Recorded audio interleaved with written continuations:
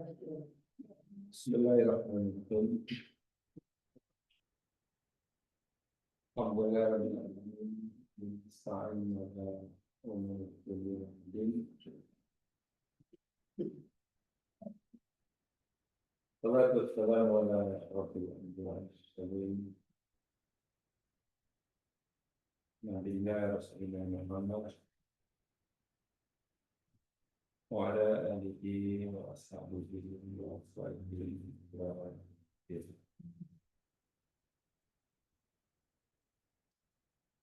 Raditu billahi rabba, Islami dinan, wa bi Muhammadin nabiyyan wa rasul. Rabbi ishrah li sadri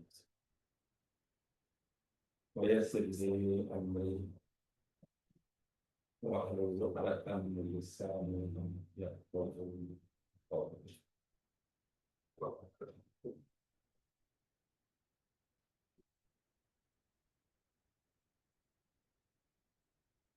Yang saya janjikan minggu lepas, kali ini saya ingin memberikan pencerahan tentang ibadah kurban.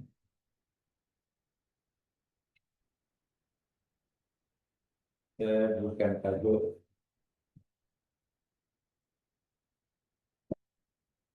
refleksi ritual ibadah kurban. Refleksi ritual ibadah kurban. Refleksi.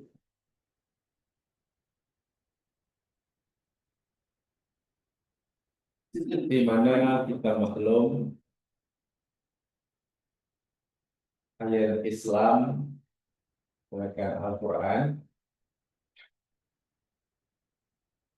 yakni agama yang melalui ajaran-ajaran, peraturan-peraturan yang mengatur hubungan kita dengan Allah, namanya hablum minallah, dan segala peraturan yang berkaitan dengan hubungan sesama manusia, namanya hablum minannas. Supaya lebih dipahami oleh awam, hablum minannas, hablum minallah dan hablum minannas. Hablum minallah kaitan dengan ibadah ritual. Sementara hablum minannas ibadah sosial. Ibadah sosial. Dua jenis ibadah yang boleh dipisahkan, tapi tidak boleh dipisahkan, antara ritual dan sosial. Sehingga ada dalam istilah agama kita, syariat Islam itu jadi syariat yang mengajarkan kita untuk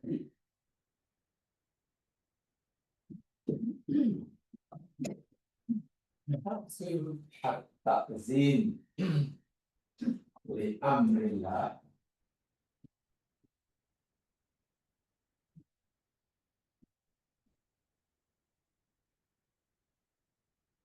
wa syafaqah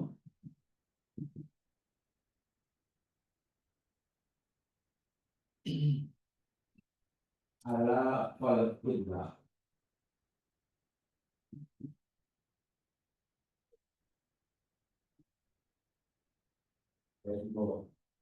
Ini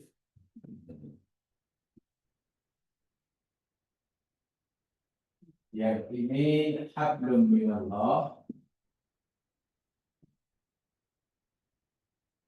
dan ini hablum minannas.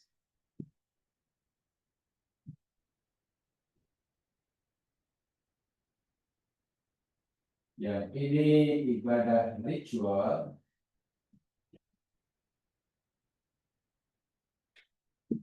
Yang ini ibadah social. Nah, sekarang korban mengandungi dua-dua ini yang kita bicarakan. Dalam Al-Quran ada istilah korban. Saya coba ringkaskan dulu ya. Korban. Ada istilah udhiyah dalam agama. Yang tidak ramai yang berfungsikan istilah ini.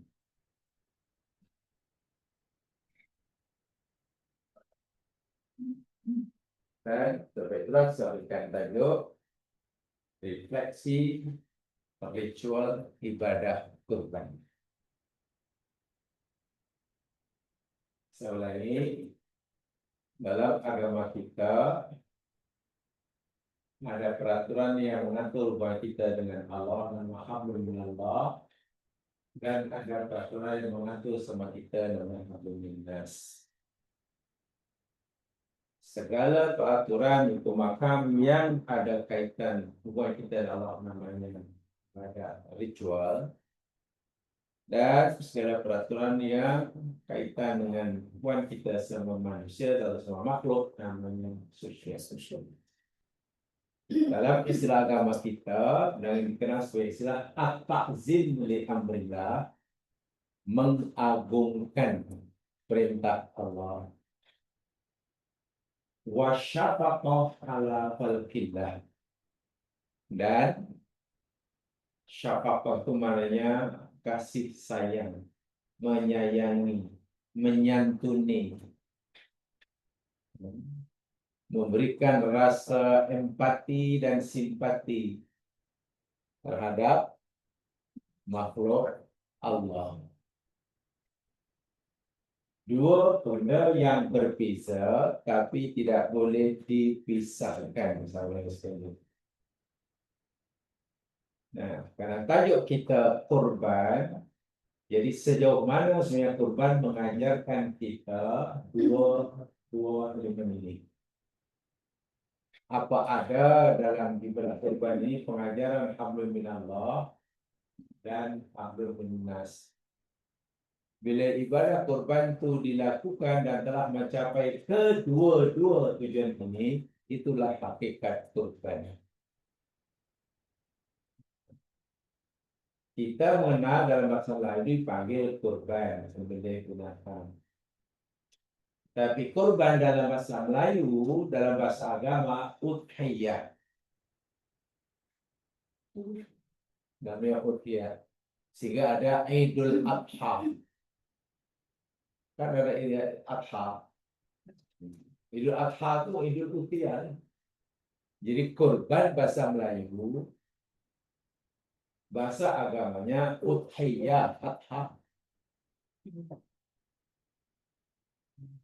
Sebab kurban dalam bahasa Arab bila dimelayukan bukan bermakna kurban.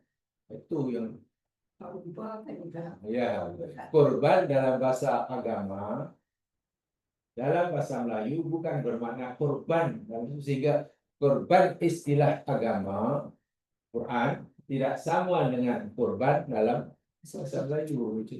Macam fitnah lah. Fitnah dalam agama tak sama dengan fitnah bahasa Melayu. Jadi itu kalau kita pahami kalimat kurban dalam Al-Quran dengan memahami kurban bahasa Melayu, dia larilah pengertian dia. Sebab kurban dalam bahasa Melayu kita, ya kita berkurban itu bahasa sempurna raya kurban itu udhiyah atau bahasa. Baik. Lalu apa itu kurban dalam bahasa Arabnya, bahasa Al-Quran? Di dalam Al-Quran, kalimat kurban itu diulang sebanyak 3 kali. Tidak banyak, 3 kali saja. Di dalam Al-Quran, kalimat kurbanun itu diulang sebanyak 3 kali. Yang pertama dalam surah Ali Imran ayat 183. Yang kedua dalam surah Al-Maidah ayat 27. Dan yang ketiga dalam surah Al-Ahqaf. Al-Ahqaf ayat 28. 3 kali sebelum. Secara ringkas, dalam surah Ali Imran 183, di situ Allah cerita tentang korban pada masa dahulu, umat dahulu, dan umat Muhammad orang kafir mau Nabi Muhammad menunjukkan bukti kerasulannya dengan kurban masa dahulu. Maksudnya apa? Kurban pada zaman Nabi-Nabi dahulu itu meletakkan sejumlah harta atau apa sajalah di satu tempat kemudian ditinggalkan. Bila tempat itu sudah ditinggalkan itu kurban atau benda yang dikurban itu hilang, lenyap, bakar di api, maknanya orang itu kurbannya diterima. Itu zaman dahulu, syariat zaman dahulu. Jadi orang kafir minta pada Nabi Muhammad, kami tak akan beriman pada engkau. Kami tak percaya engkau ni Nabi, kecuali dah engkau tunjukkan kurban. Kau letak barang, berarti lemak, disambal di api. Itu surah Ali Imran. Tapi tak dilayanlah sebab pelaksanaan kurban berbeza dahulu dengan pada zaman Nabi. Walaupun tujuan kurban sama, nanti satunya apa makna kurban. Bisa saya tentang kaifiat kurban berbeza. Pada zaman Nabi Adam demikian juga. Contoh dalam surah Al-Maidah ayat 27 itu cerita kurban yang dilakukan oleh 2 anak Adam. Jadi masing-masing meletakkan apa yang dia hendak kurbankan di suatu tempat kawasan tinggi. Dan mereka tinggalkan. Bila mereka dah tinggalkan tempat tinggi yang ada apa benda kurban itu dinaungi oleh awan, ada awan bergerak di situ. Mereka lepas itu pergilah tengok pelajar sebelah juga itu. Mana-mana benda yang nak dikurbankan sudah tidak ada setelah tutupi di awan, maka kurban orang itu diterima oleh Allah. Mana-mana benda yang dikurban masih ada di situ, walaupun telah diliputi di awan, kurban orang itu ditolak. Itu pada zaman Nabi Adam. Jadi macam magic lah. Kaifiahnya berbeza, tujuannya sama. Dan yang terakhir dalam surah Al-Ahqaf ayat 28 itu cerita tentang kurban, yakni Allah sindir orang-orang musyrik. Orang musyrik sering sekali mengorbankan binatang-binatang disembelih. Tujuan untuk mengabdikan diri pada patung-patung mereka. Jadi Allah sindir mereka. Kenapa lah patung-patung mereka yang selama ini mereka sanggup berkorban tak mau menolong mereka? Mereka susah, kenapa? Tuhan-Tuhan mereka tak nak tolong. Walau mereka dah banyak berkorban. Mereka mempersembahkan unta macam itu. Bila mereka susah, patung itu tak tolong. Jadi Allah sindir mereka lah. Pasal apa Tuhan-Tuhan mereka tak tolong. Jadi 3 kali kalimat kurban itu dalam 3 ayat tadi. Tapi maknanya apa itu kurban? Kurban 3 hurufnya berubahnya ruba, gitu ya. Qorib, mana qorib ya, dekat ya. Dekat. Ada tambahan alif nun berbawa apa? Ada masih ingat? Dalam bahasa Arab, mana-mana kalimat yang ditambah alif nun berbawa makna Contoh, Rodia. Ridho kan? Jadi Ridwan. Ada tambahan alif nun. Apa maknanya Ridwan? Contohnya Ghafaro. Ghafaro jadi Gufron. Contohnya Sabi'ah. Sabi'ah menjadi Sab'an. Tambahan alif nun. Contohnya Kasala. Kaf sin lam jadi Kaslan. Apa mana ya? Kasala malas. Kalau tambah alif nun, kaslan jadi malas gila. Sabi'ah kenyang, sab'an kenyang gila. Menunjukkan kesempurnaan, menunjukkan batas maksimum daripada itu. Kenyang hingga had yang maksimum. Itu sab'an. Malas hingga level yang paling maksimum. Kaslan. Rodia ridho. Ridwan maknanya tingkat keridhaan yang paling sempurna. Kesempurnaan. Jadi kalau korban dekat, korban maknanya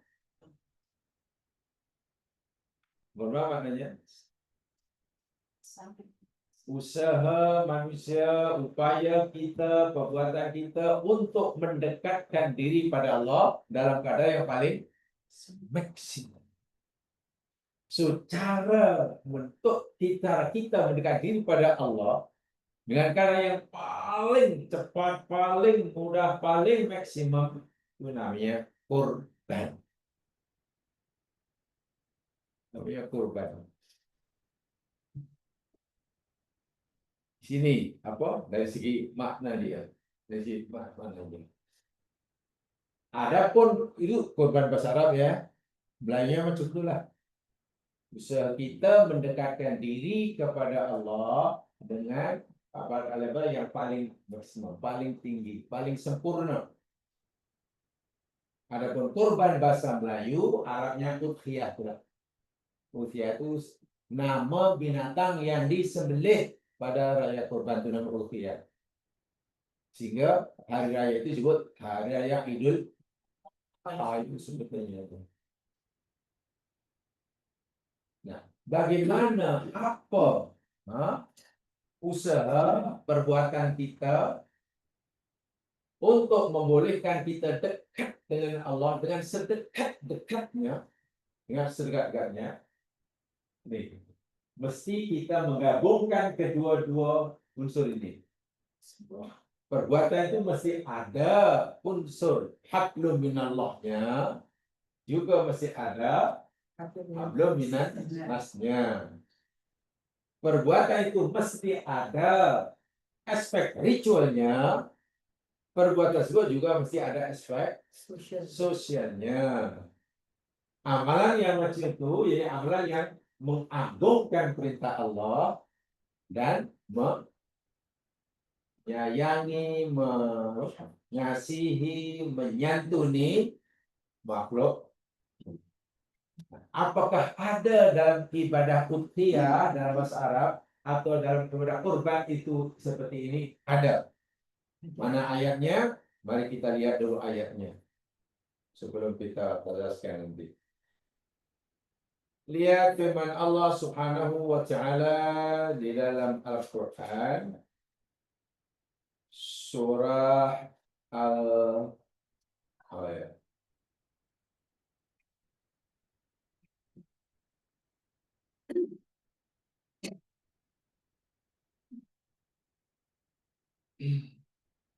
surah Al-Hajj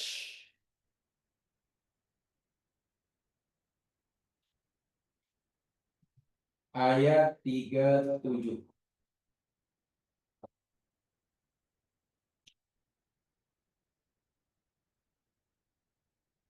Surah Al-Hajj ayat 37. Berarti betul.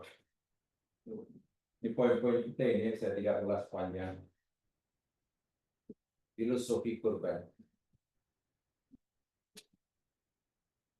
Al-Hajj 37.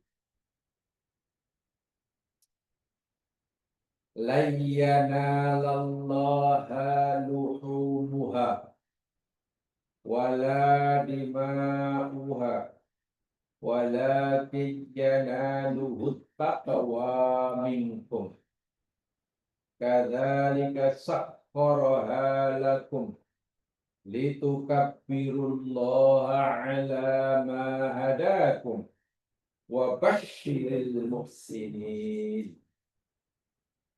Layyanallaha, lan tidak sekali-kali tak akan. Oh, tak akan, bukan tidak, memang tak akan dah sampai bila-bila. Yanala mencapai Allah kepada Allah, tak akan sampai, tak akan mencapai Allah, tak akan apa dia, luhumuha, oleh ni fa'il ni, dagingnya nya korban, nya binatang yang sembelih itu, daging lembu yang kita sembelih, daging kambing, daging unta, tak akan sampai kepada Allah. Allah tak perlukan daging. Wala dimauha, dan juga tidak darahnya.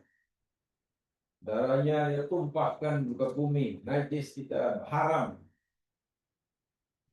Allah tak perlukan darah binatang, Allah tak perlukan daging.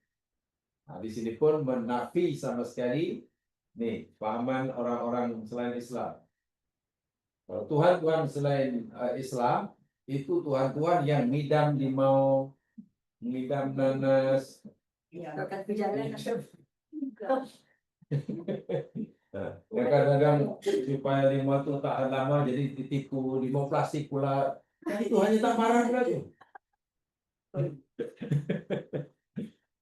Jadi dalam pakaian mereka, Tuhan mereka itu perlukan makanan. Orang dahulu perlukan darah manusia. Sungai Nil itu pada zaman dahulu yang sekarang Firaun sentiasa tiap tahun dipilih oleh penguasa siapa yang akan dikorbankan, lanjutkan di sini supaya Sungai Nil ini sentiasa memberikan kebaikan. Kalau tidak, naik Sungai Nil mengamuk. Jadi ada satu nyawa dikorban. Itu Tuhan orang dahulu sudah. Sampai sekarang pun masih ada. Dia perlukan ini kebanyakan ini agama-agama pagan dah, ya, pahaman paganisme, agama ya pagan, paganisme, ya, yang bertuhan banyak inilah, yang benar-benar yang politisme ni. Jadi Allah tidak akan sampai pada Allah, daging kurban tak akan sampai. Sembelih lambu paling gemuk sekalipun, darahnya pun tak sampai. Habis yang sampai pada Allah apa? Walakin, tetapi yanaluhu, yang akan mencapai Allah sampai berapa? At-taqwa minkum. Ketakwaan dari kamu. Dalam ibadah kurban, kata dalam ibadah udhiyah, sembelih binatang, yang ada sesuatu yang dibaca oleh Nabi. Apa yang dibaca oleh Nabi ketika Nabi menyembelih binatang kurban? Nabi kata, Bismillahi Allahu Akbar. Ini ucapan Nabi ketika dia berkurban. Satu saja. Bismillahi Allahu Akbar. Dengan nama Allah, Allah Maha Besar. Hadza minka. Ya Allah, ini kambing ini adalah dari engkau. Wahada laka. Dan kambing ini adalah milik engkau. Wahada ilaika. Dan sekarang kambing ini aku kembalikan pada engkau. Coba apa maksud hadis itu? Maksud ucapan Nabi itu apa ya? Ketika Nabi kata Allahumma hada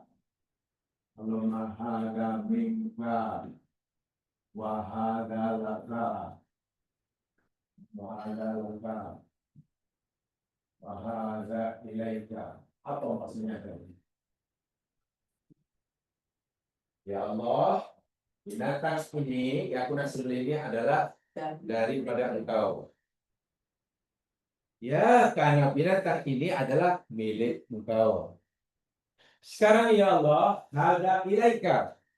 Ini akan Bulan Ramadan. Apa gagak yang dia rasai, yang Nabi ajarkan pada kita untuk kita yakinkan diri kita ketika baca? Mana kalau kita berbulan, Allah punya. Mana kita tidak punya apa-apa. Kita tidak punya apa-apa sebab yang kita sebenarnya itu milik Allah, datang dari Allah. Sekarang kita serahkan Pada Allah. lu apa merasa kita telah berkorban milik kita? Kirim salam. Kita korban yang kita korbankan bukan kita sebenarnya bukan milik kita. Itu mengakui yang kita adalah hambanya, la haula wala quwata illa billah, yang kita ini inna lillahi wa inna ilaihi, yang dahulu pernah kita pelajari itu rahasia istri dia. Kita tidak punya apa-apa karena semuanya milik Allah, semuanya pemilik Allah, semua akan kembali pada Allah. Baik, itu ritual atau sosial pemahaman seperti itu.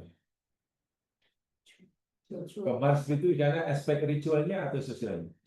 Itulah yang perlu ada setiap kali orang korban.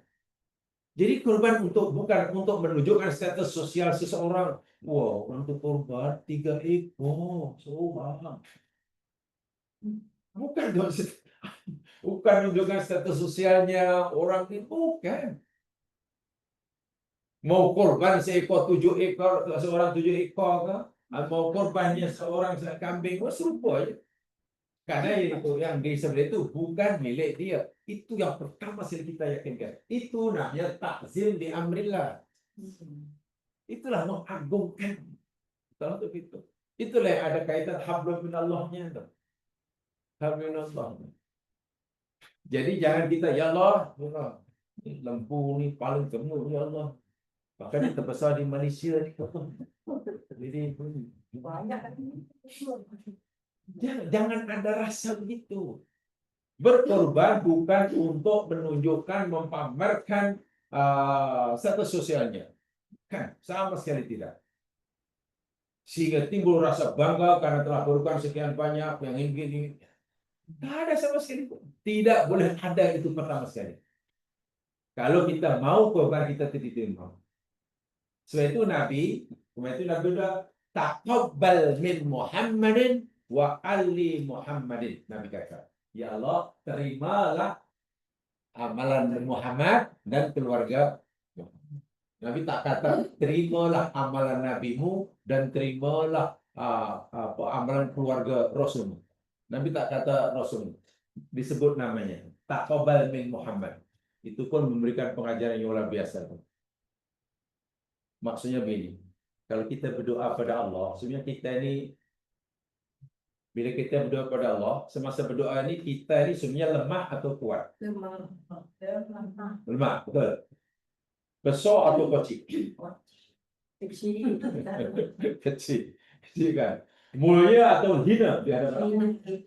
Hina, betul. Sebab itu salah satu doa. Nabi ini Rasulullah. Allah akui kekasih Allah. Tapi ketika Nabi memohon pada Allah agar amalnya diterima, Nabi kata taqabbal min Muhammad. Nabi tak kata taqabbal min habibik min rasulik. Kenapa ya Nabi tak kata ya Allah terimalah amal nabimu ini, terimalah amal rasulmu ini, terimalah amal kekasihmu ini. Kenapa Nabi tak kata begitu? Bahkan Nabi itu Rasulullah. Tapi Nabi hanya kata terimalah amal Muhammad. Sebab kita Menunjukkan kita hidup. itulah syarat doa nih. Minta maaf ya, saya tidak ingin bukan seudon, tapi ini saya tidak adab saja. Kadang-kadang kita nama amin pun jadi rasa salah. Tapi mengaminkan tapi tidak meyakini apa yang dibaca oleh yang membaca. Ada orang bilang, ya Allah ya Tuhan, ampunkanlah dosa, ya Allah berilah kesianan kepada hamba-Mu Duli yang maha mulia. Macam mana minta dikasihi oleh Allah tapi sebutnya Duli yang maha mulia? Kan dong. Dari situ rasa Sepatutnya yang prajurit paling ini jangan. Saya sering kalau yang menyuruh ini tidak kenal, saya akan cakap lah. Tapi kalau yang menyuruh berdoa itu bisa belum benar, sudah sedikit. Biasanya kan dalam masjid-masjid di bukan ada yang doa serius berbesar tanggung. Tapi kan dipaksa.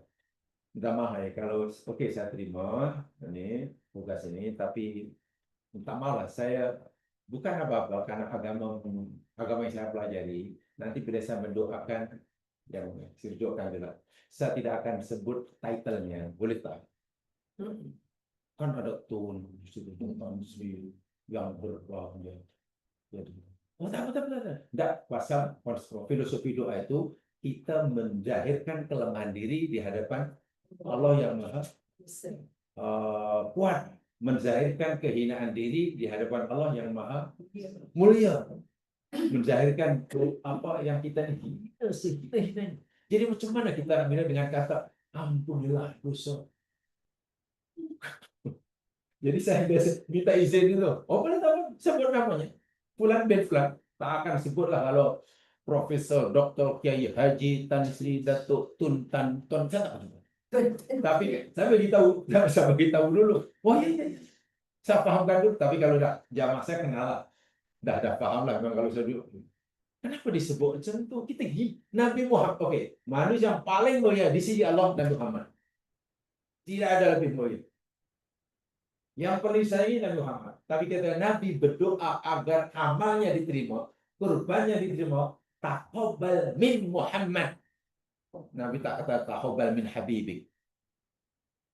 Itulah adab doa. Kita ini sering semana ya, minta disayangi tapi kita membanggakan, membesarkan diri. Ya Allah kasihanilah hamba-Mu Budi yang mengamulia Sri Ketambukat Babi Najam di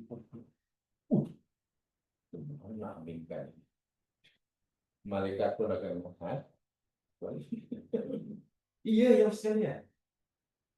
Jadi di negeri kita memang begitu kan, main protokolnya lah. Saya tidak akan komentar protokol itu. Ya, cuma di Malaysia ada contoh. Di Arab Saudi pun dibuang biasanya kalau udah. Saya pernah dengar Imam Saudi mendoakan sultannya yang sedang kering, dia tidak sebut sahibul jalalah. Kalau tidak, kalau dalam majlis apa namanya resmi sebut sahibul jalalah. Maknanya ya sultan itu yang dulu yang maha agung lah. Tapi sebutnya namanya Abdul Hakir ila rahmatik, hambamu yang sangat berhajat kepada kasih sayang ya Allah Fulan bin Fulan. Dan sultan faham sangat kan memang itu dia tak aminkan. Kan? Sebenarnya ketika Raja siapa dulu sering mati mangkat sebelum Salman siapa? Abdullah ya. Sebelum Raja yang sekarang ini. Sekarang yang masih hidup sekarang. Salman Raja mudanya. Muhammad bin Salman itu raja muda dia. Ya. Muhammad Salman lah, sebelum kan meninggalkan. Kan Arab Saudi upacara perkebunan biasa ya kan. Jadi itu ke Adi Arab, ke tempat pemakaman kayak gitu. Tak ada lah 21 das tembakan, tak ada. Kan orang Barat semuanya pelik mengkritik, cemana Arab Saudi ini tak hormat raja langsung. Macam itu raja. Kalau orang Barat komplain terasa pelit itu tak heran. Tapi ada orang Islam pun pelit juga. Iya dah Saudi betul lah. Tak pernah budi langsung. Tuh kan juga macam itu. Apa kerajaan Saudi? Apa itu bukan kenyataan? Dia tegak karena tahu banyak negara dunia mengkritiknya di komentar. Kata kami sangat menghormati raja kami sebagai masih hidup. Kami berikan Islam ini. Tapi ketika mati, kami serahkan baginda pada Allah sebagai hambanya. Kami tidak serahkan baginda sebagai raja. Itu luar biasa, bisa ajang paling. Tapi sudah orang menerimanya. Bila dah mati, itu maknanya sebagai hamba. Jangan dikata, jangan malaikat ini raja tau. Kalau tanya, jadi baik-baik. Begitu malaikat mungkar akhir. Ada sebut, ini raja. di surga. Manusia terkaya. Oh, jangan macam-macam nak tanya marubuka, hati-hati. Apa dia ingat di alam kubur itu masih ada benda-benda macam itu? Inilah yang perlu difahami dalam Quran. Rasakan keabadian kita, jalin hubungan kita dengan Allah kena betul. Kita tidak punya apa-apa, kita lemah dan segala dan merayu kepada Allah, walaupun haknya kita tidak kehilangan apa-apa. Betul kan? Bila kita sembelih seekor lembu, walaupun itu kita beli dengan duit kita, hakikatnya kita kehilangan apa-apa atau tidak kehilangan apa-apa kan? Karena yang kita sembelih itu milik Allah. milik Allah. Kita sudah tidak kehilangan apa-apa, tidak kurang sedikit pun. Sebab itu kita baru, ya Allah terimalah ibadah. Sebut namanya. Nabi pun sebut, Nabi SAW, taqabbal min Muhammad. Itu perlu difahami betul. Karena ini syarat yang tidak boleh tidak. Namanya hablum minallah. Kena yakin, yakin. Apalagi Nabi kata Bismillah ya Allah Akbar, dengan namamu ya Allah, bukan untuk diri ini. Engkau maha besar ya Allah, binatang ini milik engkau ya Allah, binatang ini daripada engkau ya Allah, sekarang aku serahkan padamu. Aku tidak punya apa. Walaupun begitu ya Allah, terimalah amal hambamu. Amal mana itu sedang dia tidak kehilangan apa-apa. Ia melakukan apa yang Allah suruh, itu yang kita betul. Jadi tak boleh orang merasa potong ini sama sekian. Tak ada ini kan, tak perlu dipikir. Sebab itu Allah kata, nih daging binatang kurbanmu itu darahnya tak akan sampai pada aku. Yang sampai pada aku takwa kamu. Jelas. Itu satu. Itu apa namanya aspek hablum minallah. Itu unsur ritualnya. Tidak boleh tidak. Itu as-syafaqah li amrillah. Kalau itu sudah betul, maka kita sudah dapat 50% daripada kurban. Dapat 50%. Kan ada dua. Dapat setengah. Tapi agaknya yang pertama itu pun susah juga ya. Kadang ditunjuk, kadang tubuh. Kamera, jangan sebelah dulu, kamera betul. Kawan nak sebelah, tunggu, ambil. Sebab viral kan. So macam mana? Susah. Keibadatan itu susah. Inilah yang kadang terlepas pandang dalam ibadah, sehingga ya yang dikorbankan jadi macam ya bersifat seremonial semata-mata. Kalau tidak, ingat ya, Allah segala sesuatu itu Allah nilai berdasarkan niatnya, apa yang dalam hati. Habis kalaulah yang sampai pada takwaan dia, yang niat ini, Allahnya, yang dagingnya dan darahnya tidak sampai pada Allah. Lalu untuk apa itu daging dan darahnya najis, ya pada haram. Dagingnya pula Allah katakan dalam ayat yang sebelumnya itu, ayat 36. Tengok. Wal budna ja'alnaha lakum min sya'airillahi lakum fiha khair. Ayat 36. Wal budna dan unta yang besar yang nak dijadikan kurban itulah. Ja'alnaha, kami telah jadikan unta itu lakum bagi kamu min sya'airillah, sebagian adalah syiar tanda kebesaran Allah. Lakum bagi kamu min sya'airillah, lakum bagi kamu fiha, pada binatang unta yang besar itu, fiha khairun, kebaikan. Sebab itu fadhkurusmallah, maka sebutlah oleh kamu nama Allah alaiha, atasnya unta yang kamu nak sembelih. Maksud itu sawaf, Berbaris-baris. Mana sawab? Berbaris-baris. Soft maknanya Berbaris. berbaris. Jadi sawab berbaris maksudnya apa? Berdiri.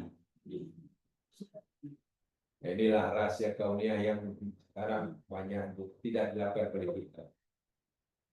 Sembelih binatang yang sekarang itu kalau ikut Al-Quran adalah binatang dalam keadaan berdiri,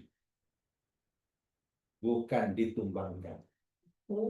Ya, sebab itu ayat selanjutnya tengok. Faida wajabat junubuha. Faida maka apabila wajabat telah baring junubuha badannya, tumbang maknanya. Disembelih masa berdiri. Bila leher sudah dikerat, darah keluar, tentulah binatang itu akan. Nah, itulah bila dah tumbang, fakulu minha, makan oleh kamu minha sebagian daripadanya, selebihnya wa at'imul qani'al wal mu'tar. Jadikan dia sebagai makanan atau berikanlah sebagai makanan pada al-qani' wal mu'tar. Orang miskin. Orang miskin ada dua, satu orang miskin yang qani', qanaah. Orang miskin yang tak meminta-minta. Itu qani'. Dia miskin, dia berhak terima bantuan, tapi dia tidak suka menunjukkan kemiskinannya pada orang lain. Tidak suka menarik simpati orang lain. Itu namanya qani'. Jadi pada zaman Nabi banyak itu. Yang kedua, al-mu'tar. Orang miskin yang menunjukkan miskinannya.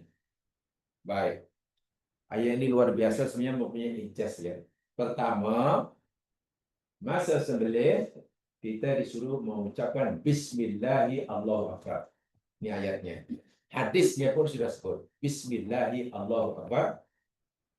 Kemudian kita tadi taqabbal min syafa'nya. Terima ya Allah dengan siapa sebut. Dan keadaan binatang seperti itu dalam keadaan berdiri, bukan ditumbangkan. Untuk tingginya itu nak berdiri. Ya. Nah, di sini Malaysia ini tidak dibudayakan. Di Indonesia sudah lama, saya masih kuliah dahulu belajar di Jakarta di Yayasan Al-Azhar punya Dr. Angga. Betul-betul mengamalkan hadis ayat ini. Khasnya Muhammadiyah. Jadi ada tempat nak sembelih unta itu ada dibuat semacam pagar.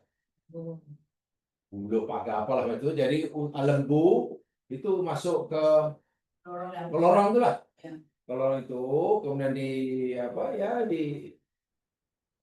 ikat lah. Letaklah bulu ke di bawah perut lembu itu. Perut lembu itu kepala dia keluar macam itulah macam apa? Macam kuda yang apa tu katanya? Lembu yang nak ditunggangi orang rodeo kan. Macam tu kan. Nah, jadi kepalanya keluar, tidak perlu banyak orang macam tu. Kalau ada seorang pun pegang. Jadi lembu itu disembelih dalam keadaan berdiri. Hanya perlu dimasukkan ruang itu macam orang kandang namanya. Ya macam itu lah. Yang dibuat khas. Dia buat jadi tidak wang dalam 10 orang. Tuh bang, tepuk dengan film. Lembu itu setengah mati belum mati. Tunjuk lagi. Itu lagi. Jadi bila dah dikerat dia maskan, putus di leher dia, tak kira unta, lembu, apa, ya pasti otomatis dia akan mati kan. Bila mati nanti kita tarik dia punya penyangga, bukan penyangga badannya tu, tarik tumbang sendiri. Itu Quran. Rupanya ini akan memudahkan dia mati. Pertama, baik, jamaah sekalian, bila leher dikerat, pasti darah akan keluar. Keluarnya darah banyak, bila binatang banyak keluar darah, sampai pihak kuda itu akan mati kan. Pertama, pertanyaan. Agak-agak mana dalam kedudukan apa binatang itu, berdiri atau dibaringkan, darah mudah keluar. Berdiri, apa sebab? Binatang disembelih dalam keadaan berdiri dan dibaring, mana yang lebih cepat dan mudah darah mudah keluar daripada ini. Cepat habis, cepat ini, cepat ini. Berdiri atau duduk atau baring? Berdiri. Berdiri. Pasal apa? Semua berdiri. Fizik mengajar kita itu gravity mah. Semakin tinggi kita tinggal di bumi, semakin cepat. Ya. Iya, itu satu daerah sekalian. Sehingga nih jumlah darah yang keluar daripada tubuh lembu yang kita sembelih, dan itu jauh lebih banyak berbanding jumlah darah, kadar darah yang keluar bila kita, sehingga betul-betul dalam tubuh lembu itu dagingnya nanti sudah darah boleh katakan kosong, sedangkan darah itu kan haram kan, dan darahnya dan dagingnya akan lebih sehat untuk dimakan. Ini hikmah dari kesehatan luar biasa ini. Itu di bisa dah biasa itu hanya kebutuhan Muhammadiyah. Di sini pelik, seekor lembu, woi 7 orang macam nak serang kampung. Tertindih lembu itu nangis yang sekali ini. Iya. Jadi kita rasa kasihan pun tak ada. Lembu itu dah rela dikorbankan karena Allah, tapi di situ sakiti.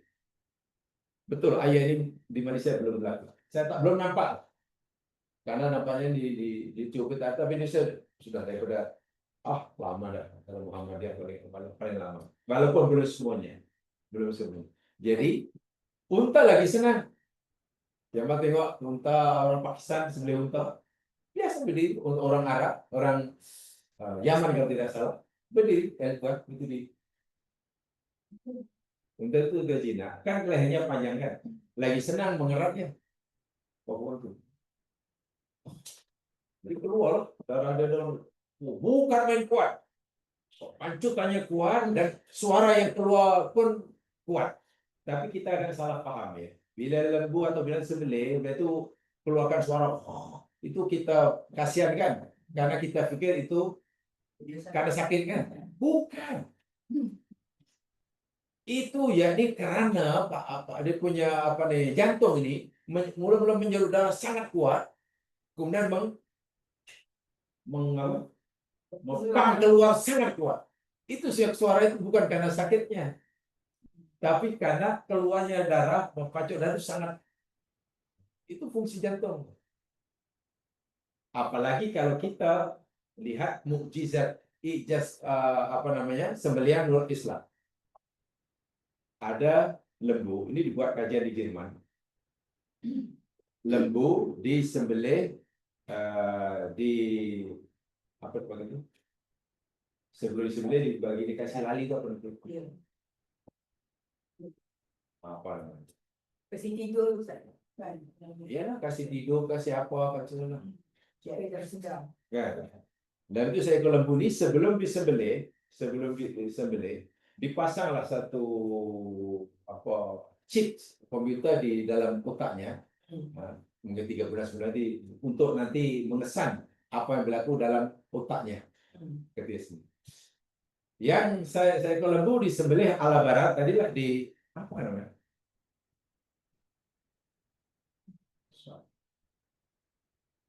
Cara mixer dilalikan enggak apa gitu. Yang satu disembelih ala Islam, jadi dikerat yang lalu tengoklah dan komputer dipasang peralatan itu. Subhanallah. Otak lembu yang disembelih ala barat itu merupakan satu gelombang yang merupakan kesakitan yang luar biasa. Kan kita boleh mengesan ya. Kan otak boleh dibaca gelombang otaknya melalui apa? EEG. Otak. Gelombang jantung ECG. Betul kan? Gelombang getaran jantung melalui ECG, otak EEG. Dan itu disatukan. Lembu yang disembelih ala barat, mereka kesakitan yang luar biasa. Itu boleh terbaca dari grafik yang dikeluarkan oleh gelombang otaknya. Sementara lembu yang disembelih ala Islam dalam keadaan berdiri yang apa dikerat yang itulah tanpa dilalikan langsung tidak merasakan rasa sakit. Kalaupun lembu itu menggelupa bukan karena sakitnya, tapi karena itu proses pengeluaran darah mengeluarkan darah yang sangat kuat.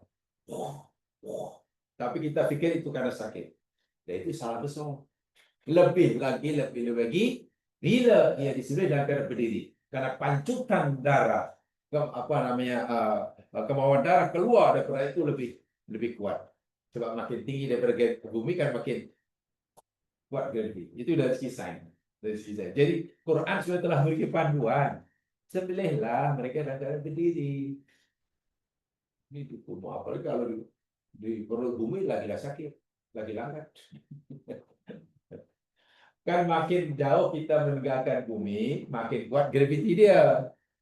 Kalau kita menempel di bumi, ada gravity tapi taklah kuat sangat. Buktinya kalau kita panjat tangga, kenapa letih? Turun tangga, kenapa? Itu saya ayat ini, Masya Allah, ini sangat dalam sekali kalau kita kaji daripada ijaz kauniyah namanya. Jadi al-ijaz al-ilmi al-kauniyah. Mukjizat akan dari segi kauniyah. Bila dah tumbang, kalau kata faida, apabila dah tumbang, maknanya masih disembelih, dia tidak dalam keadaan terbaring. Gitu ya. Allah kata, ya lapahlah, makanlah sebagiannya. Itu sunat hukumnya. Yang berkorban, sunat hukumnya makan sebagian dagingnya. Sunat saja, bukan wajib. Dapat pahala. Kemudian berikanlah sebagian yang lain itu, dan yang lain sebagai makanan pada orang yang qani dan mu'tar. Dalam ayat yang ke-28 surah Al-Hajj, at'imul ba'isal faqir. Berikanlah ya sebagai makanan pada orang yang susah dan fakir. Maknanya dagingnya yang banyak itu berkilo-kilo itu Allah tak perlukan. Allah perlukan takwa kamu. Kamu rasakan yang kamu tak punya apa-apa, yang kamu boleh itu milik aku, niatkan sedekah aku, mengagungkan aku, memenuhi perintah aku. Sudah. Bukan untuk cari nama, bukan untuk gah-gah, untuk sementara dagingnya Allah kata aku tak perlu. Daging itu bagi pada orang miskin. Baik. Memberikan daging kurban yang kita sembelih kepada orang-orang yang miskin itu aspek apa itu? Ritual atau sosial? Sosial. Itu sosial, itu hablum. Nah, itu asyafaqah ala fakir lah. Dua itulah kurban. Nah, kesimpulannya, jika kita ingin dekatkan diri kepada Allah, dekatilah makhluk Allah. Jika kita ingin mendekatkan diri pada Allah, dekatilah makhluk-makhluk Allah. Khasnya yang kurang bernasib baik. Khasnya yang kurang bernasib baik. Tidak mungkin orang yang dekat dengan Allah, tapi pada masa sama ia menjauhkan diri daripada makhluk-makhluk Allah yang kurang bernasib baik. Tak mungkin. Wirid-wiridnya tapi hubungan manusia tahu. Tak boleh. Tak boleh. Kedua-dua itu mesti disatukan. Ada satu ayat ya, atau ayat hadis Nabi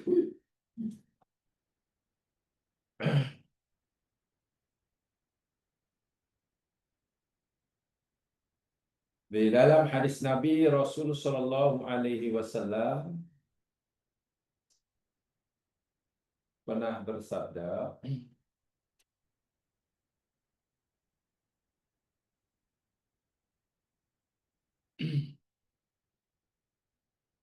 ya bana Adam, inni maridan. Baik, ada hadis begini bunyi dia. Hadis ini sahih daripada Abi Hurairah, dirawikan oleh Imam Muslim. Jadi tidak perlu diragui lagi. Saya bacakan hadisnya. Inna Allah azza wa jalla yaqulu yaumal qiyamah. Apa artinya? Sesungguhnya Allah azza wa jalla yaqulu yaumal qiyamah, akan berkata pada hari kiamat. Ini hari kiamat nanti Allah himpunkan semua manusia dan Allah akan berfirman di hadapan manusia. Ya bani Adam, wahai anak Adam, marid. Aku sakit. Aku pernah sakit. Aku telah sakit, kata Allah. Falam ta'udni. Dan engkau tidak melawat aku. Pelik nih Allah berfirman begitu. Wahai anak Adam, dahulu aku sakit. Dan kamu tidak melawat aku. Kamu tidak menjenguk aku. Kamu tidak menziarahi aku. Ini Allah tanya pada anak Adam nih. Lalu anak Adam pun lurus bendul. Kita ini ditanya oleh Allah, nanti di akhirat ada jawab itu. Ya Rabb, kaifa a'udu wa anta rabbul alamin. Ya Allah, macam manalah aku nak melawat engkau, nak menziarah engkau, sedangkan engkau ni Rabbul alamin. Lalu bagaimana pula engkau boleh sakit? Itu kan duduk bendul namanya. Allah kata, aku dahulu sakit. Kenapa engkau tidak melawat aku? Anak Adam jawab, ya Allah, macam mana aku nak melawat engkau, sedang kau ni Rabbul alamin. Lagi pula macam mana engkau boleh sakit? Itu bagaimana lurus bendulnya anak Adam. Ini hadis sahih. Apa Allah kata? Qala amma alimta anna abdi fulanan marida falam ta'udhu. Tidakkah engkau mengetahui, dahulu masa kamu di dunia, tidaklah engkau mengetahui bahwasanya ada seorang hambaku namanya Fulan bin Fulan. Ia sakit. Dan kamu tidak menziarahinya. Dahulu kamu kan di dunia pernah dengar, iya ya Allah, ada hambaku sakit, iya ya Allah. Dan kamu tidak pergi merawatnya, iya ya Allah. Lalu Allah kata apa? Amma alimta annaka law utahu lawajadtani indah. Wahai anak Adam, tidakkah kamu tahu jika dahulu kamu melawat menziarahi hambaku yang sakit, lawajadtani indah. Sungguh pasti engkau akan temui aku di sisinya. Apa maksudnya itu?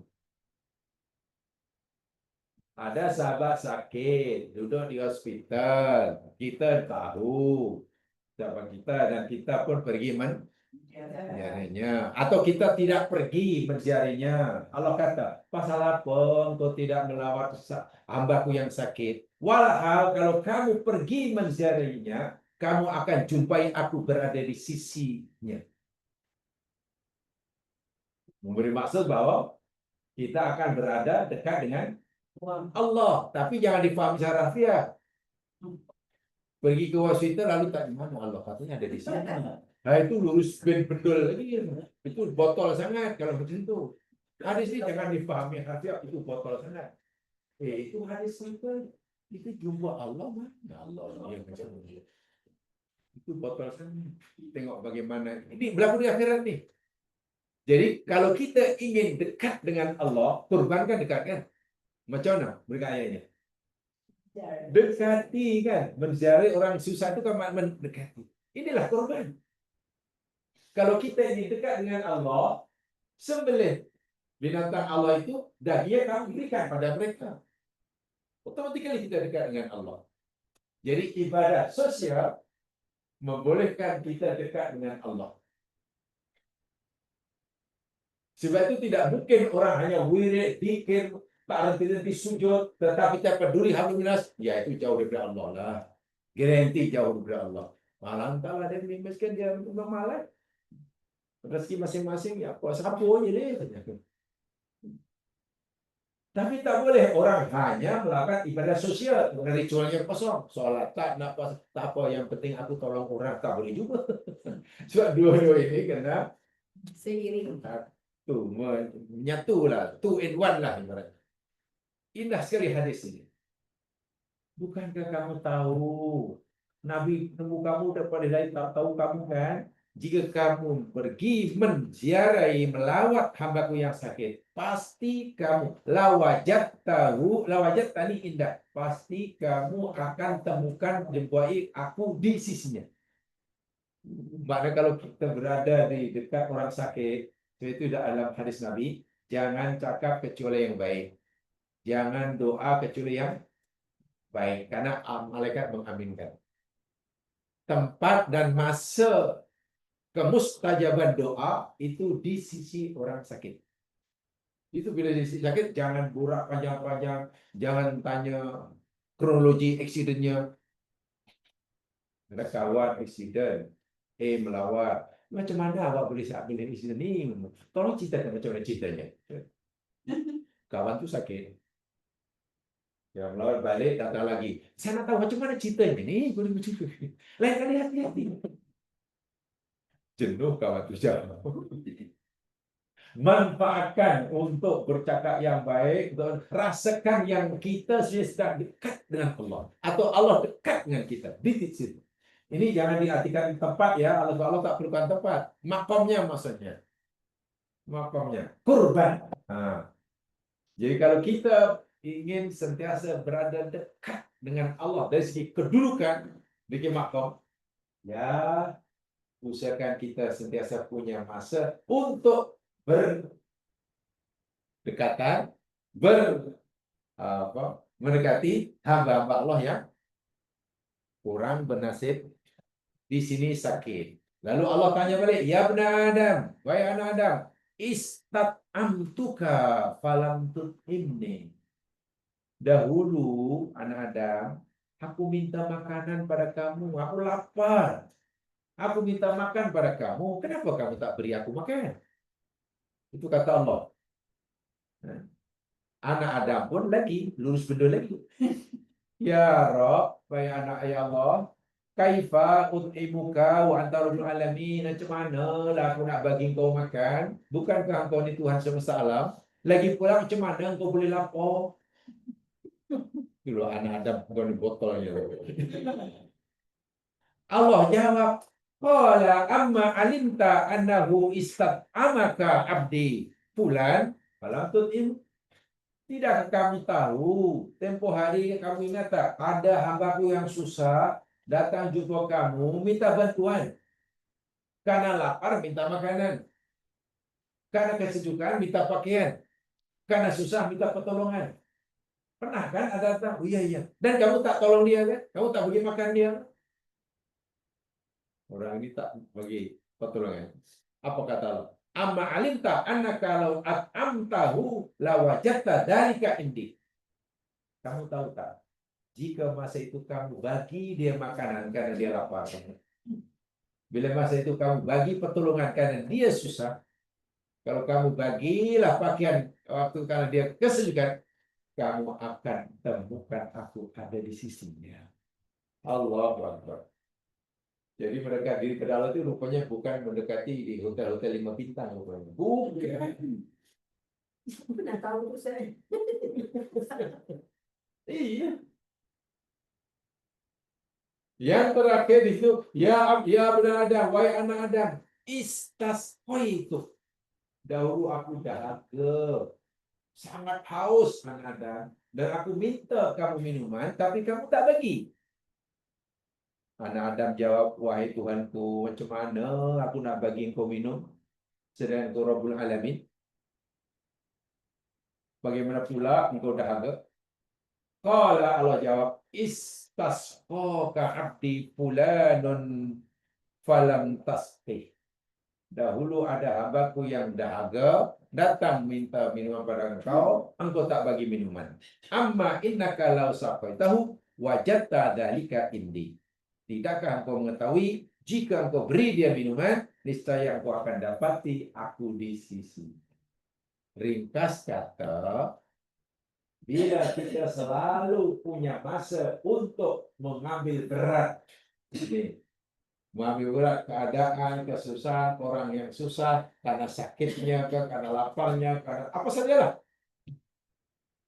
Maknanya waktu itu kita sedang berusaha dekat dengan Allah, sedekat-dekat. Itulah korban. Mendekatkan diri pada Allah dengan cara mendekatkan diri kepada hamba-hambanya yang besar. Sembelih binatang, Allah tak perlukan dagingnya, Allah perlukan niat kita, dagingnya kita berikan pada orang yang besar. Korban itu betul. Jadi kalau itu difahami betul, ya tak perlulah ada kamera datanglah, tak perlulah ada surat kabar berita lah, tak perlu. Tidak perlu ada. Ini hadis sahih, riwayat Muslim.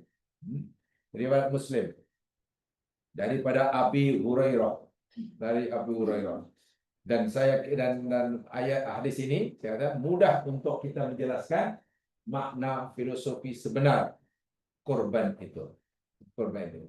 Jadi, kalaulah tadi saya katakan refleksi ritual ibadah korban, kita tahu kan refleksi ini apa bahasa Melayu? Refleksi bahasa Melayu. Oh, refleksi bahasa Melayu, So, baca orang kan reflection kan. Nah, ini dasar Melayu kan. Kan reflection Melayu refleksi. Situation, situasi. Jadi yang lain. Condition, kondisi. Ya, sebetulnya satu proses untuk kita mengingat kembali. Untuk kita mengingat kembali apa yang telah berlaku. Jadi untuk kita menyatakan perasaan diri kita terhadap peristiwa tersebut. Setelah kita balik, lalu kita ungkapkan perasaan kita terhadap peristiwa tersebut. Yang akhirnya kita akan memberikan yang bermanfaat. Jadi bila korban kita belum sebelum. Apa ya korban? Ya kita kena tahu sejarah korban Nabi Ibrahim kan? Siapa lagi yang tokohnya? Mesti ke sana. Nah, melakukan ibadah korban agar ibadah korban itu betul-betul ada nilai di sisi Allah dan mari kita renungkan sejarah Ibrahim. Sejarah Ibrahim itu jadi proses merenung, menganalisa, mencari alasan, cadangan, kemudian tindakan untuk memperbaiki diri kita secara berterusan. Secara besar. Dan itu diajar oleh Allah saat tidaknya melalui ibadah kurban. Jadi ibadah kurban bukan ibadah ya tahunan yang hanya sifatnya seremonial. Bagi saya bukan. Sama sekali tidak. Sangat dalam sekali makna yang terkandung di dalamnya. Apalagi bila kita kembali kepada sejarah korban yang dilakukan oleh Nabi itu lagi susah kita nak bukan susah nak mengamalkan, memahaminya, mungkin tidak mudah mengamalkannya. Begini jam sekali ya, sebagai contoh. Saya ringkaskan. Nabi Ibrahim disuruh oleh Allah untuk menyembelih Ismail. Betul ya? Itu kan misalnya itu sebuah populer sekali ya. Macam mana kita nak refleksikan semula ni? Allah perintahkan Nabi Ibrahim sembelih Ismail. Perintah itu pula disampaikan oleh Allah bukan melalui malaikat dalam keadaan Ibrahim jaga, tapi hanya itu pun luar biasa. Macam mana bila boleh yakin yang itu perintah Allah? Sedangkan perintah itu bukan sembelih ayam. Di situ menunjukkan bahwa tingkat keimanan Ibrahim atau tingkat takorup Ibrahim itu sangat tinggi. Sehingga boleh dikatakan jarak antara Ibrahim dan Allah ini boleh dikatakan sudah tidak ada lagi. Sehingga ketika Allah sampaikan perintah melalui mimpi pun Ibrahim yakin. Karena tidak ada lagi penghalang kan. Kalau kita mungkin selain Ibrahim, si Yim lah, ini bukan Ibrahim, Yim. Kan masih jauh dengan Allah. Jadi kalau datang dari Allah kan, woi banyaklah orang tengah ini.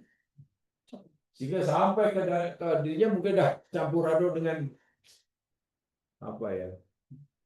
Ibarat maklumat itu tidak langsung ia terima daripada sumbernya, tapi sudah apa? Di Ialah dibawa oleh banyak, pasti nanti makna misi yang sebenarnya itu sudah berlari lah, mengalami apa namanya, ya mengalami distorsi makna. Bahasa kami dalam mengalami distorsi makna. Sebab makna yang sebenar dikehendaki oleh mutakalim pasti sudah ada. Pertama itu Ibrahim menunjukkan bahwa Ibrahim adalah imannya sangat kuat. Makamnya Allah sangat dekat. Buktinya Allah suruh sembelih anaknya satu-satunya hanya melalui mimpi. Itu pun Ibrahim sambil ngamalkan. Itu satu. Dan cintanya pada Allah pasti luar biasa. Sekaligus cintanya pada Ismail pun luar biasa. Maklum Ismail anak satu-satunya saat itu. Itu pun selepas Nabi Ibrahim menunggu puluhan tahun. Karena dalam Al-Quran dinyatakan Ibrahim Allah anugerahkan putra Nabi Ismail ketika umurnya sudah lanjut kibar. Kibar itu sudah lansia. Sudah sangat-sangat tua. Ketika Allah Subhanahu wa taala menyuruh Ibrahim menyembelih Ismail, sebenarnya Nabi Ibrahim dihadapkan pada dua pilihan dan mesti pilih satu. Tidak mungkin pilih dua-duanya. Dia hanya perlu memilih satu dan mengorbankan yang apa? Yang satunya lah. Sama dengan mengikuti jeritan hatinya untuk menyelamatkan Ismail atau nak mengikuti perintah Allah dan dikorbankannya Ismail. Ini satu apa ya? Dilema, gejolak, peperangan dalam hati ini. Kalau ikutkan kehendak hatinya, jeritan batinnya, Ismail satu-satunya ini. Apa aku abaikan saya perintah Allah karena aku sangat sayang Ismail? Atau aku penuhi perintah Allah, tapi kalau penuhi perintah Allah, maka Ismail mesti di. Ini pertarungan yang luar biasa tuh. Dan saya yakin kita yang bila sembelih seekor lembu tak ada rasa itu. Sebenarnya tidak mahal nih. 9.000, ini 9.000. Mungkin rasa bangga malah ada 9.000, yang lain hanya 6.000 je, ini 9. Mungkin tengok itu bagi saya luar biasa. Kemudian dia mesti memilih satu di antara dua pilihan kan. Sama ada memilih cinta pada Ismail atau memilih kebenaran daripada Allah. Perintah Allah itu kebenaran mutlak. Walaupun pahit, berat. Mencintai anak itu fitrah. Bila ia memilih cintanya pada anak, kebenaran yang dari Allah mesti ditolak. Dan di akhirat neraka. Kalau terima kebenaran daripada Allah, melaksanakan perintah sembelih, cintanya pada Ismail mesti dibunuh. Tapi surga. Untuk masuk surga, dia mesti merelakan mengorbankan cintanya. Mencintai anak itu kepentingan Allah atau kepentingan diri? Diri. Menerima perintah Allah walaupun berat itu untuk lillahi ta'ala atau lillahi ta'ala. Kita diharapkan dua-duanya. Adalah kita bantu untuk ini di sini atau untuk Allah. Ibrahim sudah berikrar sebelumnya, inna sholati wa nusuki wa mahyaya wa mamati lillahi. Itu Ibrahim itu. Dan Allah ingin menguji betul ke Ibrahim diuji oleh Allah. Dan ujian yang terbesar sekali ini terakhir nih. Sebab selepas itu ujian Allah kepada Ibrahim tidak seberapa, ya hanya disuruh buat Ka'bah. Lepas itu ada ujian. Ini ujian terakhir daripada Allah kepada Ibrahim. Ismail. Dia sudah ikrar bahwa hidup dan matinya semua ibadah dan doa hanya untuk Allah. Itu saya kata, kalau Ibrahim memilih cintanya pada, sebab tidak mungkin kan orang tua tidak cinta anak, apalagi anak satu-satunya. Tapi kebenaran kena ditolak. Kebenaran pula datang daripada Allah. Bila ia terima kebenaran daripada Allah, laksanakan kepada itu, cinta yang baik boleh dikorbankan. Ini tidak mudah. Dan saya yakin soalan ini, untuk kita hari ini, bila sebelah seekor unta sekalipun, pasti kita tidak berperan. Dalam arti kita ada rasa, mana saya ke tidak? Ya maklum yang Allah suruh kita korbankan hanya kambing. Ibrahim. Baik, nanti saya contohkan. Adakah Ismail itu hanya maksud merujuk pada anak Ibrahim saja? Jadi Ibrahim sedang mengalami dilema dalam hatinya, sedang berkecamuk dalam batinnya antara cinta yang merupakan kehidupannya dan kebenaran yang merupakan keyakinan. Gunakan kalimat-kalimat hati. Ini bahasa hati. Nabi Ibrahim sedang ada berkecamuk dalam hatinya antara cinta yang merupakan kehidupannya, mencintai anak itu kan kehidupan dia, happy, dengan kebenaran yang merupakan keyakinannya. Mana yang nak dipilih? Mengutamakan cinta kepada anaknya yang merupakan kehidupannya, kebahagiaan di dunia, atau nak mengutamakan kebenaran yang menjadi keyakinannya. Yang menjadi mencintai Ismail yang merupakan keperluan hidupnya. Kan Ibrahim akan bahagia kalau punya anak. Punya anak itu keperluan hidup atau tujuan hidup? Punya anak. Punya anak tujuan hidup atau keperluan hidup? Betul? Yakin?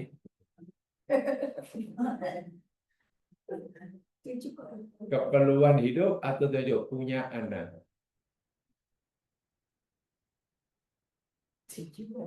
Tujuan. Maknanya Allah cipta kita untuk punya anak. Wa ma khalaqtul jinna wal insa illa liya'budun. Aku tak cipta manusia dan jin kecuali hanya untuk ibadah. Itulah tujuan hidup. Kalau tujuan hidup punya anak, siapa mau hidup? Tujuan hidup yang untuk bekerja. Tak ada orang mau hidup. Elok tak payah hidup, tak perlu bekerja, tak perlu punya anak, tak perlu. Itu semua keperluan hidup. Punya anak, mencintai anak itu keperluan hidupnya agar bahagia. Mematuhi perintah Allah, kebenaran Allah, itu adalah tujuan hidup atau keperluan hidup? Mematuhi perintah Allah. Tujuan hidup. Sekarang bila dihadapkan kepada nak mengutamakan keperluan hidupnya atau tujuan hidupnya? Tujuan. Ya. Tidak susah, tidak mudah itu.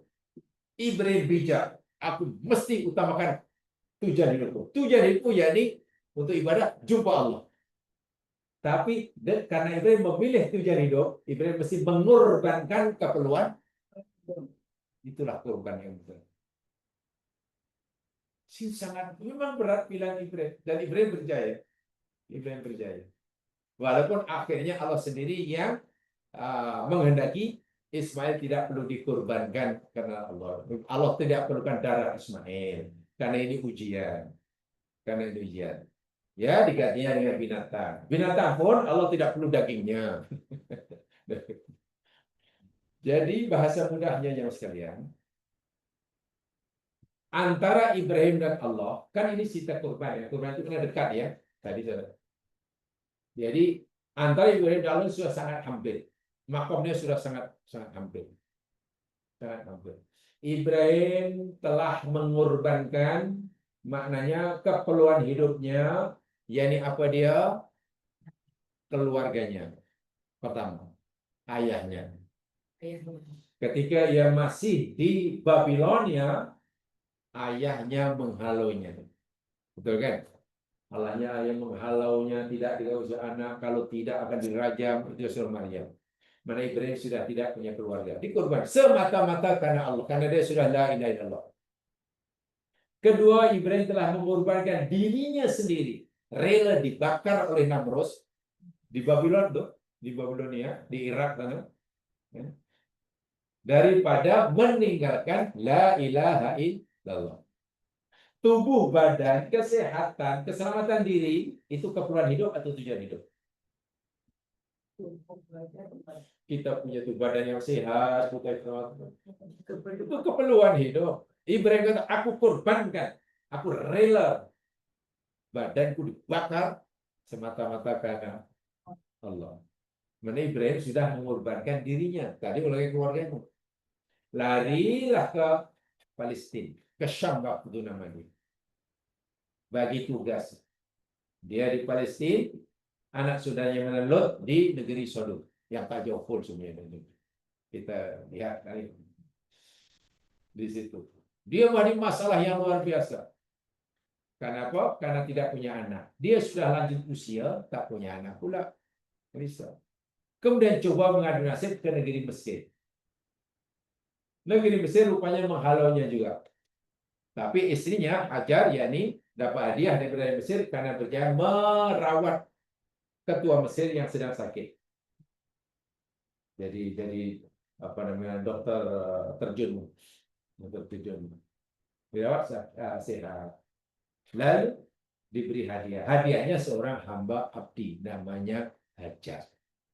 Hajar itu hadiah penguasa Mesir kepada Sarah karena Sarah berjaya merawat, mengobati, menyembuhkan penyakit penguasa Mesir itu.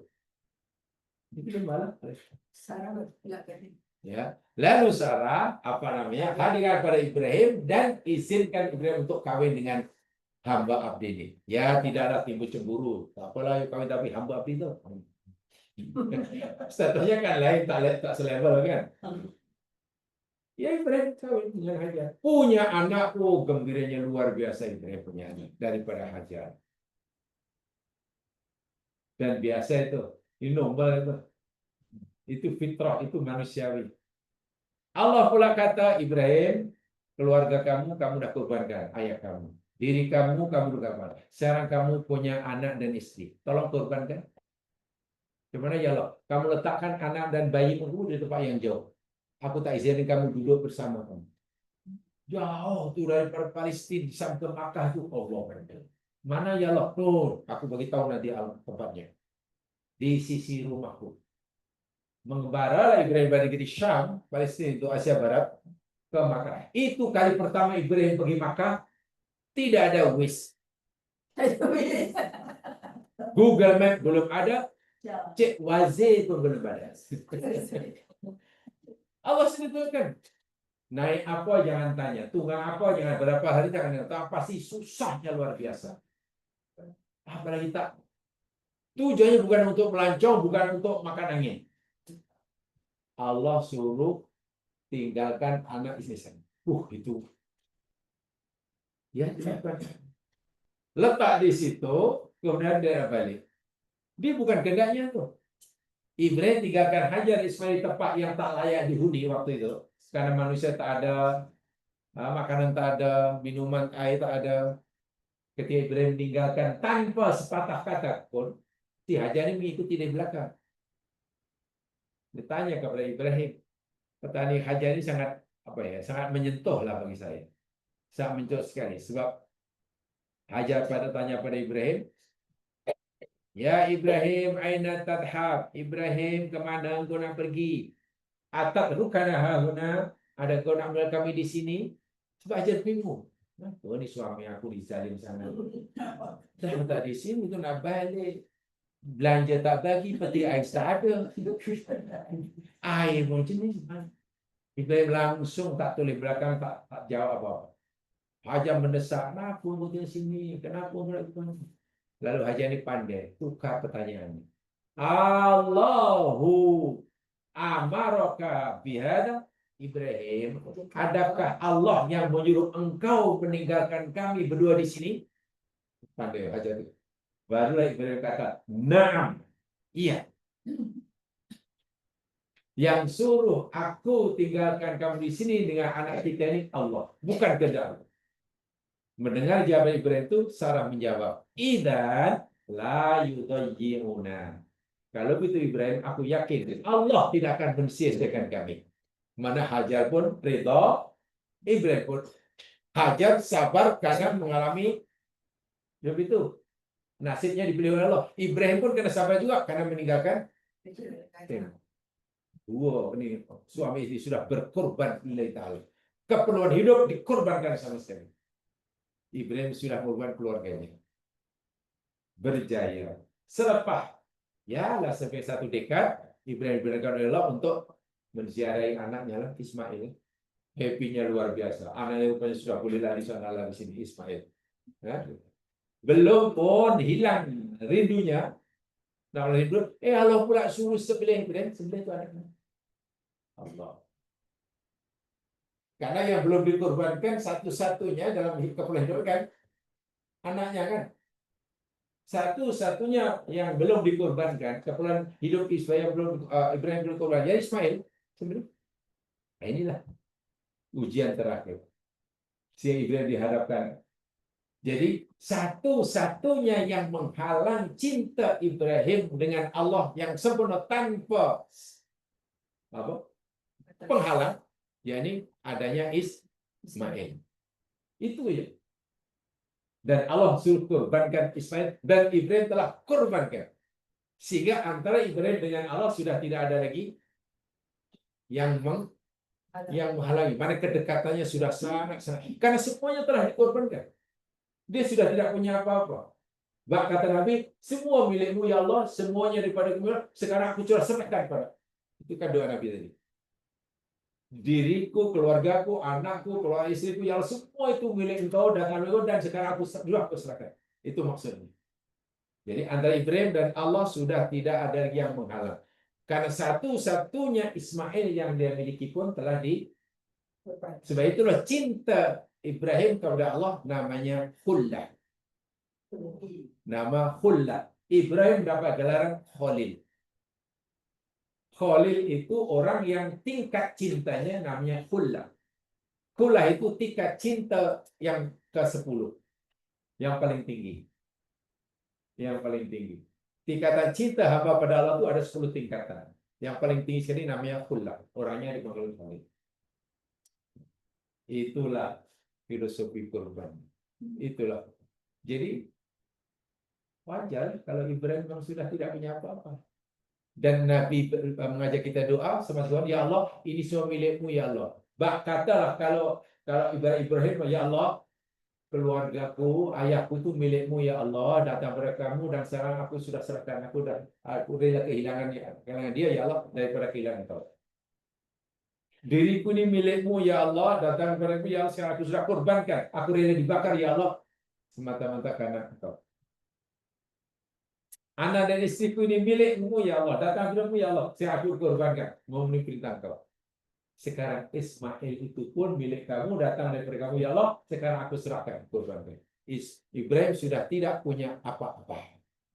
Sehingga antara dia dengan Allah sudah sangat hampir. Nah, bagi kita, jadi apa? Untuk melakukan refleksi ritual ibadah kurban, Ismail memang nama anak Ibrahim, betul. Ismail itu nama anak pada Ibrahim yang dikurban, betul.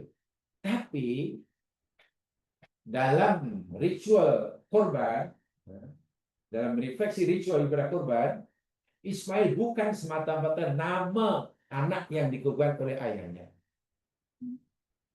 Ismail untuk kita yakni apa saja yang menghalang kita daripada mencintai Allah. Itulah Ismail kita. Apa saja yang menghalangi kita daripada mencintai Allah, yang membuat kita mengelak dari melakukan perintahnya, yang membuat kita mengelak daripada meninggalkan larangannya, itu Ismail. Ismail kita boleh jadi bukan anak kita, boleh jadi jawatan kita, pangkat. Takut kehilangan jawatan, tak apalah, haram pun haram lah. Itu Ismailnya. Jarang orang mau mengorbankan jawatannya semata-mata karena lillahi ta'ala. Pasti orang sanggup mempertahankan jawatannya walaupun melanggar larangan Allah. Lalu apa mana korban bagi orang? Di mana refleksi ritual kurban itu? Ya. Ismail kita ni apa saja yang menghalangi kita daripada mencintai tulus ikhlasnya Allah.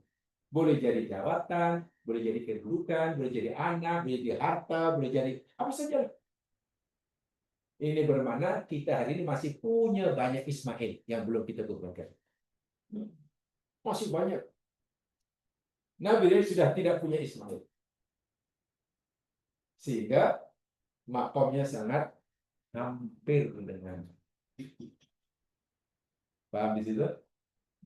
Jadi tidak semudah korban. Ya memang kalau kita bicara di syariah senang, tangkap seekor lembu, cukup umurnya sembelih. Sudah korban. Lapa.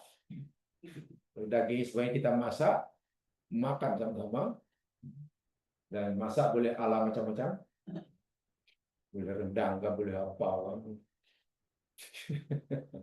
Syariahnya mudah. Tapi kalau kita bicara tentang filosofi baiknya, takzim li amrillah, atau kita coba mengaitkan dengan hablum minallah dan hablum minas. Jadi kesimpulannya, sudahkah kita mengorbankan Ismail kita? Siapa Ismail itu? Ismail yakni apa saja yang menghalangi kita daripada mencintai Allah. Kadang-kadang Ismail seorang itu simple aja. Pergi kenduri, jemput kenduri di mana? Oh, di Kuala Lumpur. Dah kenduri Kuala Lumpur, hotel Kuala Lumpur, nak cari dia susah. Majlis pukul apa? Majlis start pukul 8. 8 kahwin. Tapi sembahyang maghrib dah pukul 7.30. Jadi kalau nak pergi lepas sembahyang maghrib, tak sempat. Kena pergi awal, kan? Di awal sembahyang, maghribnya di hotel, umpamanya kan. Lagi pula dia termasuk apa namanya VIP. Jadi nanti kena duduk di main table lah. Sampai di hotel pula, masuk maghrib pula. Supaya sembahyang maghrib kena salam maghrib dulu. Terbatal pula. Batal pula. Macam mana aku batal ni? Aku nak sembahyang maghrib. Aku nak jamak kosor tak cukup syarat. Kalau aku nak sembahyang juga kena wudu. Kalau wudu lutur muka ini. Lutur. Nak make up balik Allah tadi pun berjam-jam di mandap. Nak dandan semula tu macam mana ni? Tapi kalau aku tak solat dosa. Allah kata solat. Ya Allah nak solat tapi masa kena wudu. Ya wudu. Tapi kalau wudu ya Allah lutur. Akhirnya orang tak solat. Nah, make up itulah yang masih Ismail yang perlu dibunuh waktu itu bagi orang itu. Nah, gara-gara make up dia tinggalkan kebenaran Allah. Sederhananya lah Allah suruh sembelih Ismail, disembelih ini suruh buang make up, mana boleh make up. Kita tak mau sacrifice. Kenapa lemah sangatlah iman kita sebenarnya. Sacrifice kita. Itulah refleksi ritual korban itu di situ lah poin dia. Karena sangat Allah sederhana sekali. Iyalah kalau ini meluntur nanti tiba-tiba terus duduk semua tengok muka macam basah macam mana tak sopan. Tengok. Wah apa kena mana Allah bangga, malaikat bangga, contoh, betul-betul lah ini hebat Allah ini. Walaupun manusia mungkin kata itulah iman tu ujiannya di situ. Jadi ujian untuk umat Nabi Muhammad ini taklah seberat Nabi Ibrahim sembelih anak. Ya hanya untuk korbankan makeup. Korbankan yang tadi kepentingan diri, kepentingan ya kecil-kecil aja. Tapi kalau agama Allah dikorbankan, tujuan hidup dikorbankan untuk mendapatkan keperluan hidupnya, mereka gagal sama sekali ibadah korban dilakukan. Ibadah kurban tujuannya ini adalah kita mementingkan, mengutamakan, menurunkan tujuan hidup atas keperluan hidup. Bahkan kalau perlu, keperluan hidup kita korbankan untuk dapat mencapai tujuan. Kalau untuk mencapai tujuan hidup kita perlu mengorbankan keperluan hidup korban. Itulah refleksi ritual korban itu. Ibrahim sudah tidak punya siapa-siapa, termasuklah Ismail pun telah di. Kita masih punya banyak mail-mail. Jadi Ismail jangan hanya dipahami nama anak Ibrahim saja dalam konteks kurban ini. Dalam memahami filosofi kurban, jangan dipahami Ismail itu anak lelaki, kan? Karena dikembangkan pemahaman. Sebab kalau tidak, nanti akhirnya cerita kurban ini hanya dongeng. Dulu Ibrahim sembelih, cenderung kita tak dapat apa-apa. Apa pengajarannya ya? Ya dahulu Ibrahim di sinilah dahulu di Mina inilah Ibrahim dahulu sembelih. Saya pernah tengok tempat di mana dahulu Nabi Ismail dikorbankan cari batu di sinilah. Makna lalu apa manfaat untuk kita kalau begitu? Itu kan macam baca sejarah kan. Wah, ini pengajaran yang luar biasa, bukan melalui ucapan tapi melalui tindakan. Kepribadian Ibrahim itu adalah pengajaran yang luar biasa melalui perbuatan, bukan ucapan. Bukan ucapan. Paham ya? Itulah sedikit penjelasan kurban yang saya bagi tajuk refleksi ritual. Jadi kita itu sedikit sajalah, kalau lebih dalam lagi banyak. Boleh paham ya? Kalau boleh, jadi kita tingkatkan. Sebab alhamdulillah kita sudah buat apa yang Allah suruh, untuk meningkatkan kuantiti apa yang kuantiti yang Allah suruh, tapi pada sama kita dalam berusaha untuk meningkatkan quality ibadah. Kuantiti ibadah kita dah buat, dulu tak buat, kita buat makin banyak. Alhamdulillah. 3 hari 1 tingkatkan quality kita. Kurban sudah lalu istiqamah dan quality agar benar-benar bermakna di sisi Allah. Dan ingat ya, yang diucap oleh Nabi kata Bismillahirrahmanirrahim.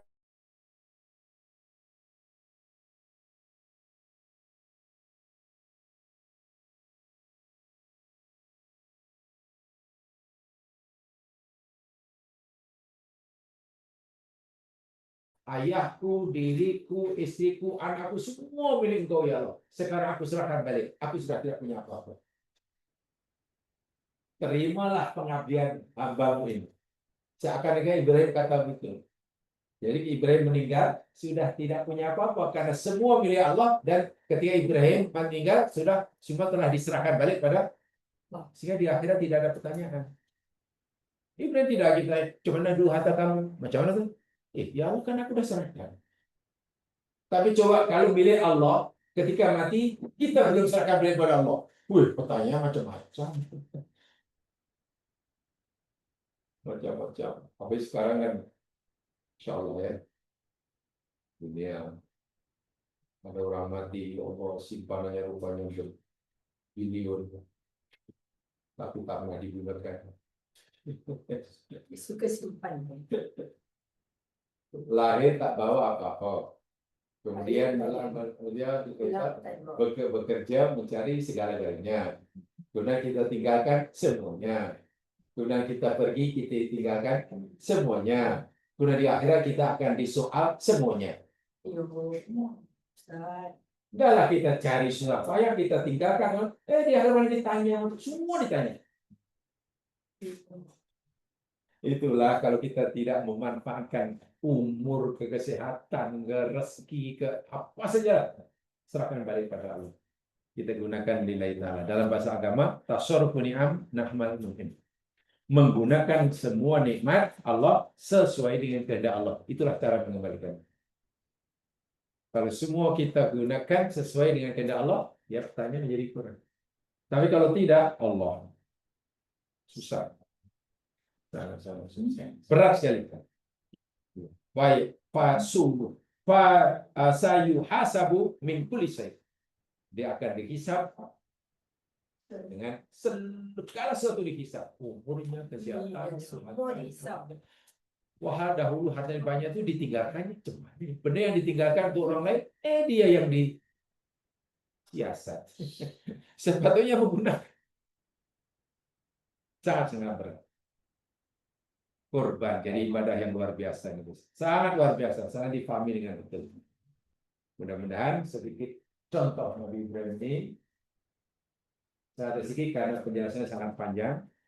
dapat memberikan ruang kepada kita untuk kita jadikan panduan dalam jalan hidup kita untuk ada ringkas kata, ya dengan sedar, ikhlas kita mengaku Ibrahim mati sudah tidak punya apa-apa termasuk Ismail. Kita berharap kalau kita najub Allah pun adalah kita sudah tidak punya Ismail lagi. Dan Ismail dalam konteks kurban ini jangan dipahami sebagai nama anak Ibrahim semata.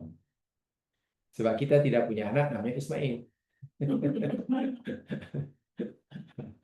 Ismail jadi apa saja yang membuat kita lihat nak buat yang disuruh, lihat nak tinggal dengan pasal apa macam-macam sebab itulah kepentingan itulah. Yang tadi contohkan Ismail dia hanya make up aja. Allah.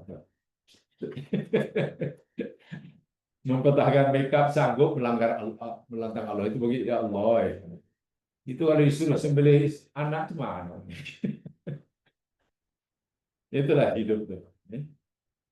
Wallahu a'lam. Subhanakallahumma bihamdika asyhadu an la ilaha illa anta astaghfiruka wa atubu ilaik.